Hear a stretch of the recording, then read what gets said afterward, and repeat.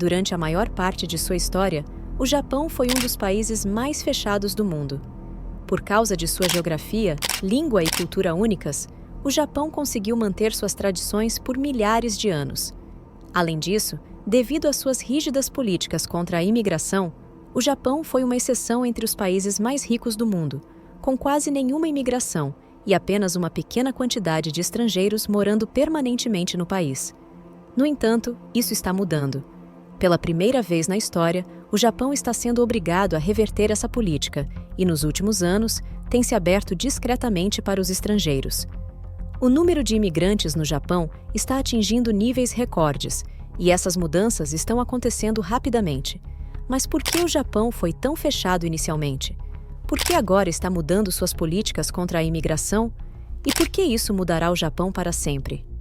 No vídeo de hoje, eu vou tentar responder essas perguntas e te mostrar por que o Japão pode ser uma boa opção nos próximos anos. Se você gosta desses temas, se inscreva no canal, porque estamos na esquina dos 100 mil inscritos, e tudo isso é graças a vocês. Muito obrigado e seja bem-vindo ao Aqui Eu Te Mostro.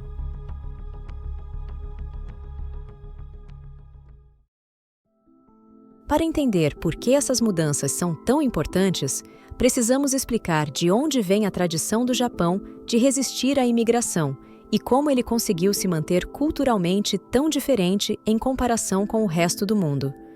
Para isso, precisamos voltar ao início dos anos 1600. Naquela época, o mundo estava começando a se conectar mais. Os países europeus estavam construindo seus impérios coloniais, explorando cada vez mais a Ásia e aumentando lentamente sua influência na região. O Japão não gostou disso e, vendo a chegada dos ocidentais como uma grande ameaça à sua cultura e segurança, tomou uma decisão única e sem precedentes. A partir de 1639, o Japão começou uma política chamada Sakoku, que significa país fechado, e que durou pelos próximos 2 séculos e meio. Com essa política, todas as relações entre o Japão e os países ocidentais foram proibidas, e as relações com vizinhos como China e Coreia foram estritamente limitadas. Todos os estrangeiros foram expulsos do país e proibidos de entrar, e os cidadãos japoneses foram proibidos de deixar o Japão. Aqueles que saíssem não podiam voltar.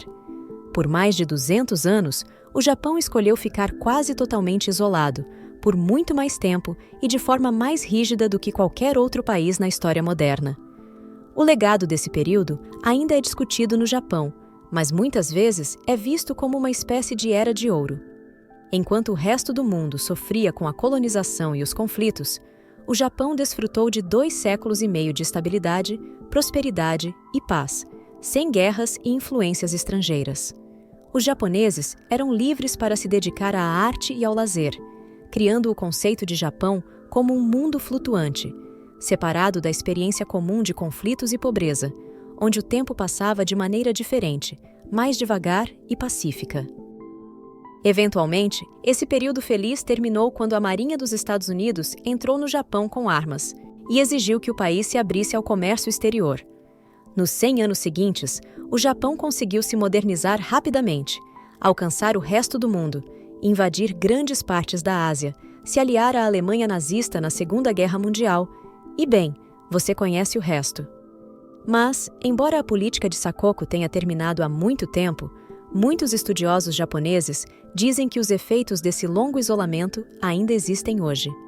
Primeiro, por causa desse tempo isolado, o Japão permaneceu mais intacto do que outros países, com uma cultura e normas sociais tão únicas que é muito difícil para pessoas de fora entendê-las e aceitá-las. Isso torna muito difícil para qualquer estrangeiro se adaptar totalmente à sociedade japonesa. Em segundo lugar, mesmo com o Japão participando da política e comércio global, ele ainda manteve parte desse isolamento até hoje. O país fez um grande esforço para preservar sua cultura o mais intacta possível, sempre tendo uma das políticas de imigração mais rígidas do mundo. Desde o fim da Segunda Guerra Mundial, conseguir asilo, cidadania ou qualquer tipo de residência de longo prazo no Japão tem sido quase impossível. Mesmo obter um visto de trabalho de longo prazo sempre foi muito difícil, pois o Japão manteve intencionalmente o número de estrangeiros, incluindo trabalhadores qualificados, o mais baixo possível. Em outras palavras, por razões históricas, a sociedade japonesa é uma das mais difíceis para um estrangeiro se integrar totalmente, e, ao mesmo tempo, o país tem se esforçado para manter o número de estrangeiros o mais baixo possível. O resultado é que o Japão tem uma das menores porcentagens de população nascida no exterior entre os países desenvolvidos. Enquanto a maioria dos países ricos se tornaram mais diversos e dependentes da imigração, o Japão permaneceu uma sociedade muito homogênea. Mas agora parece que essa era já acabou. Por décadas, a resistência do Japão à imigração permitiu que mantivesse seu caráter único. Mas, nas últimas décadas, o que antes era visto como uma vantagem começou a se tornar um problema. Essas são as coisas que mudaram desde então. Depois da Segunda Guerra Mundial, o Japão passou por um dos desenvolvimentos econômicos mais incríveis da história. Mesmo tendo perdido a guerra, o Japão logo se recuperou e, a partir da década de 1950, começou o que ficou conhecido como o milagre econômico japonês. No entanto, esse crescimento econômico veio junto com uma grande queda na taxa de natalidade, o que significa que os japoneses não estavam tendo bebês suficientes, e as taxas de natalidade continuaram a cair desde então. As consequências apareceram rapidamente. O crescimento da população do Japão, que ajudou no crescimento econômico durante o milagre japonês, começou a desacelerar, depois parou completamente, e nos últimos 10 anos, a população do Japão realmente começou a diminuir. E isso é um grande problema. A economia do Japão já está estagnada há muito tempo, e a crise populacional está piorando muito as coisas.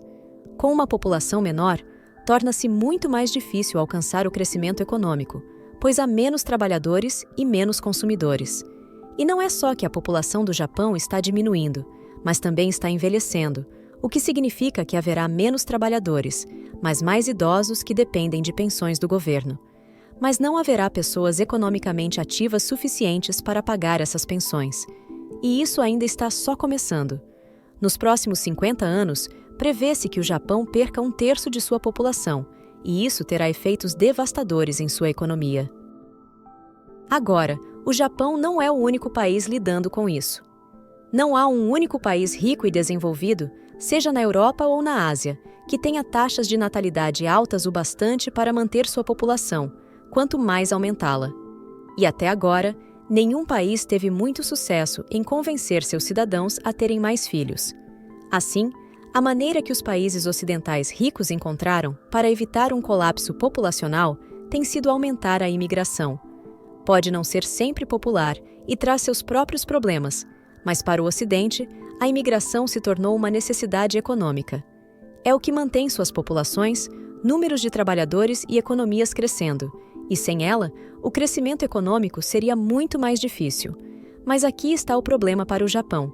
Além de ter a população mais velha e que envelhece mais rápido, ao contrário de outros países, ele não tem imigração, não tem tantas pessoas vindo de fora para ajudar a resolver alguns desses problemas. Isso torna a crise populacional e os problemas econômicos do Japão muito mais difíceis de lidar. Por isso, há algum tempo, o Japão tem mudado silenciosamente sua política de décadas de zero imigração e criado novas políticas que vão na direção oposta, onde eles melhoram laços com países estrangeiros e incentivam a imigração, coisas que provavelmente mudarão o Japão para sempre. Desde 2013, o Japão começou a trazer centenas de milhares de imigrantes e, há 4 anos, lançou uma reforma histórica na imigração. Isso permitiu ao Japão trazer não apenas mais trabalhadores estrangeiros, mas, mais importante, pela primeira vez, esses trabalhadores estrangeiros qualificados poderão ficar no Japão o quanto quiserem, com a expectativa de que muitos vão escolher essa opção. Desde então, o Japão tem aumentado o número de trabalhadores estrangeiros quase todos os anos. O resultado é que, durante a última década, a imagem do Japão como uma sociedade homogênea e fechada tem mudado rapidamente, tornando-se cada vez mais diversificada e multicultural, especialmente nas grandes cidades. Desde 1990, o número de estrangeiros vivendo no Japão triplicou, chegando a um recorde de 3 milhões no final de 2022, com 1 milhão de pessoas chegando só desde 2015, e os números continuam subindo. Em 2070, o governo espera que pelo menos 10% da população do Japão seja nascida no exterior, o que significa que o Japão terá uma maior participação de estrangeiros do que países como o Reino Unido têm hoje. Surpreendentemente, ao contrário do Ocidente, não houve nenhum tipo de reação populista contra essa grande mudança. De acordo com pesquisas, quase 70% dos japoneses acham bom que os imigrantes estejam chegando, provavelmente porque sabem dos grandes problemas que o Japão enfrenta e de quanto o país precisa dos imigrantes para resolver esses problemas. Mas, embora isso seja uma necessidade econômica, essas mudanças inevitavelmente mudarão o Japão para sempre. Em lugares como Tóquio, já 1 em cada 10 pessoas na faixa dos 20 anos é estrangeira, e à medida que o Japão se torna cada vez mais aberto e variado, essas mudanças continuarão a ser cada vez mais visíveis, transformando o Japão de uma maneira semelhante a como a Europa mudou nas últimas décadas. Em certo sentido, um capítulo da história japonesa está terminando e um novo Japão está nascendo. No entanto, nem todos os japoneses estão felizes com essa mudança. Alguns têm preocupações sobre mais estrangeiros vindo para o país, com medo de que isso possa mudar a cultura e a sociedade japonesa. Acham que a chegada rápida de imigrantes pode causar conflitos culturais e gerar problemas para o Japão como um todo. Por isso, você estrangeiro que vai ao país, esteja preparado para algumas situações ruins que podem acontecer, devido a pessoas mais preconceituosas. Por outro lado, há cada vez mais japoneses com famílias de outros países. Esses japoneses, chamados de Hafu, meio japonês, estão aparecendo cada vez mais na sociedade japonesa. Muitos deles têm sucesso em áreas como filmes, esportes e negócios, trazendo mais diversidade para o Japão. Mas e você? Você pretende morar no Japão futuramente? Conta pra mim o que você pensa sobre o Japão estar se abrindo mais para os estrangeiros. Muito obrigado a cada um de vocês que assistem os vídeos do canal aqui, e até a próxima!